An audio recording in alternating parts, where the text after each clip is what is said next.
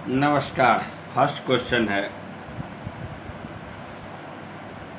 कौन सी ग्रंथि अंतरस्रावी ग्रंथि है? अग्नाशय है, पेनक्रियास कहते हैं। मानव शरीर की सबसे छोटी ग्रंथि है, ग्लैंड है, पिट्यूटरी ग्लैंड है। इंसुलिन में कौन सी धातु मौजूद होता है?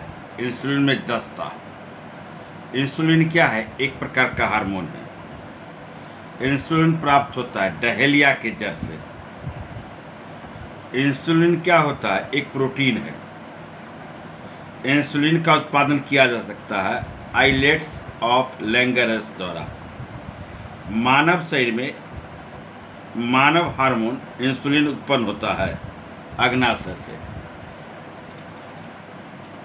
प्रत्येक दिन मनुष्य कितना लीटर पेशाब को उत्सर्जित करता है? तो 1.5 लीटर को। नेक्स्ट क्वेश्चन, थायरॉक्सिन क्या है? एक हार्मोन है। थायरॉक्सिन आपको एक हार्मोन है। आपको निम्नलिखित में से कौन सा प्रोटीन नहीं है? विकल्प है कैरोटीन, फाइब्रोजिन, केलोजन और ऑक्सीटोसिन। तो ऑक्सीटोसिन प्रोटीन नहीं है।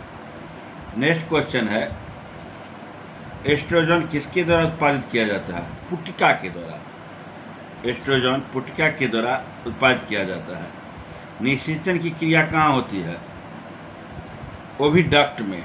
निषेचन की क्रिया ओविडक्ट में। क्लोरोफिल में पाया जाता है मैग्नीशियम।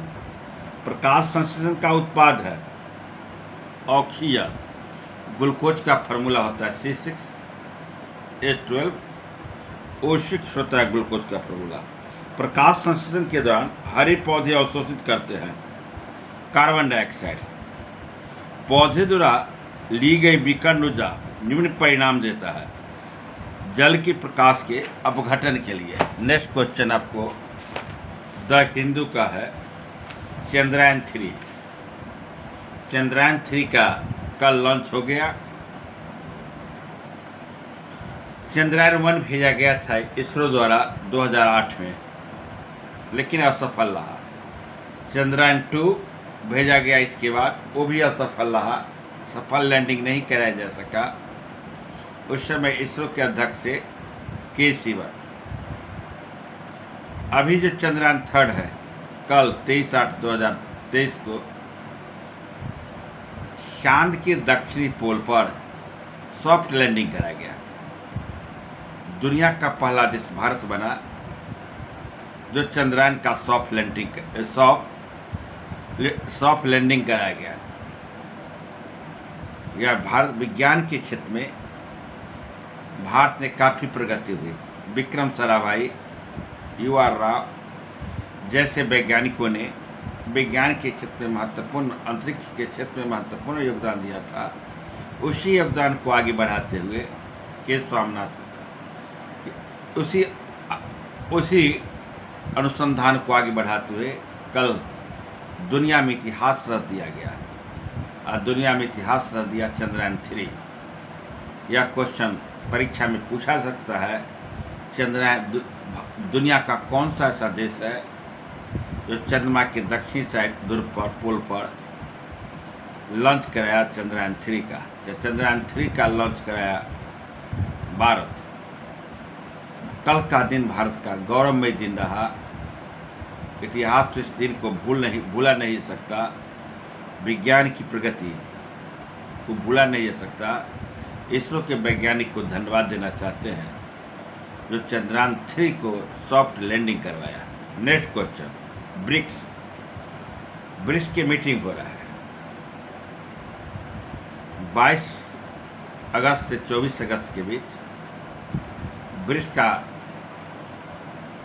का मीटिंग हो रहा है। कल ब्रिक्स के सम्मेलन में ही थे साउथ अफ्रीका में प्रधानमंत्री मोदी। वहीं से चंद्रयान 3 के बारे में देश को संबोधन किया था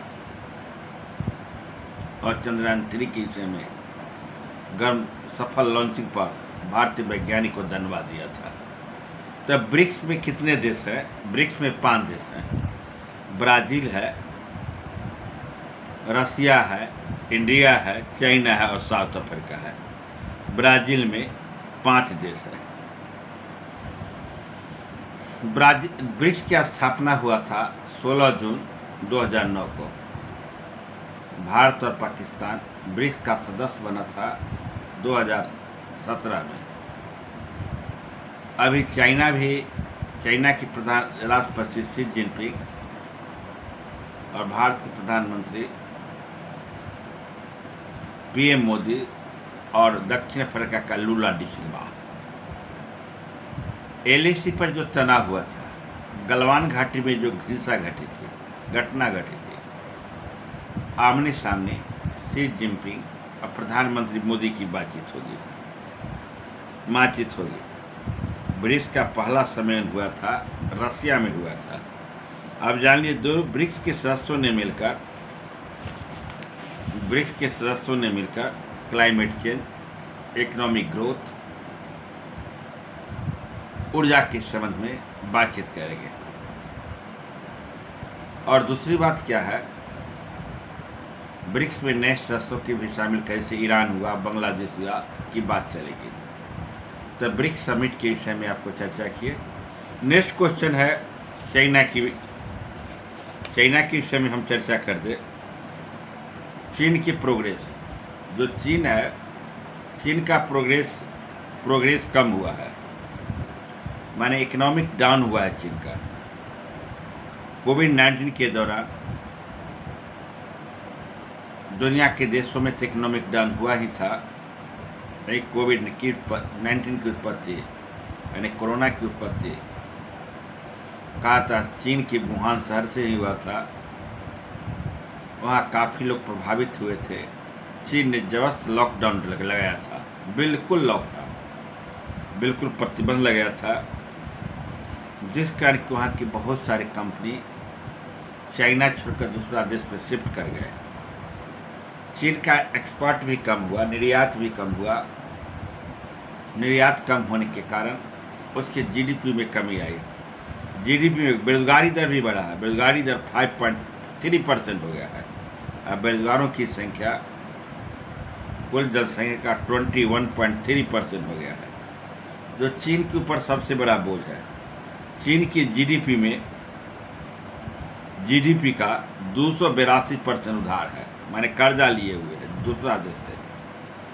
सारी कंपनी, जो चीन की जो मुख्य कंपनी थी, वहाँ पर जो जीडीपी में योगदान देता था, चीन के इकोनॉमिक ग्रोथ को बढ़ाने में मदद करता था, जो बहुत सारी कंपनियां चाइना देश छोड़कर, चीन के देश छोड़कर अन्य जगह शिफ्ट कर गए।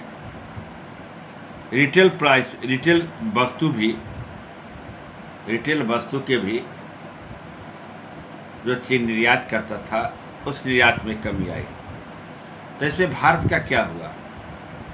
चीन पर भी चर्चा करने की क्यों आवश्यकता पड़ी? इसमें भारत पर क्या इम्पैक्ट पड़ा? भारत पर क्यों पड़ा? एक्सपोर्ट भारत का बढ़ेगा, निर्यात बढ़ेगा, इंजीनियरिंग सामान के, केमिकल सामान के, टेक्सटाइल सामान। भारत इंजीनियरिंग के जो सामान है, टेक्सटाइल है और केमिकल है, उसको भारत निर्यात करना शुरू किया। भारत एफडीआई में ढील दी गई है। भारत अपनी एफडीआई में ढील आसान करने का निर्णय लिया है एफडीआई को, ताकि एफडीआई को आसान करने का निर्णय लिया ताकि भारत में इन्वेस्टमेंट बढ़े। अगर भारत में इन्वेस्टमेंट बढ़ेगा तो भारत की स्थिति क्या होगा? काफ़ी मजबूत होगा। तो ही एडिटोरियल में द हिंदू में चर्चा किया गया है चीन के इकोनॉमिक ग्रोथ के विषय में और चीन के विषय में। अगर आपको अच्छा लगे तो आप सब्सक्राइब करेंगे, और सब्सक्राइब के साथ लाइक करें। प्रत्येक दिन द हिंदू इंडिया ने पूछे कुछ आर्टिकल और ऑब्जेक्टिव क्वेश्चन, साइंस का हो, दर्पण का हो और अन्य चीज़ का हो, ऑब्जेक्टिव क्वेश्चन आपको डालते हैं। फिर मिलते हैं अगले वीडियो में। जय हिंद, जय भारत।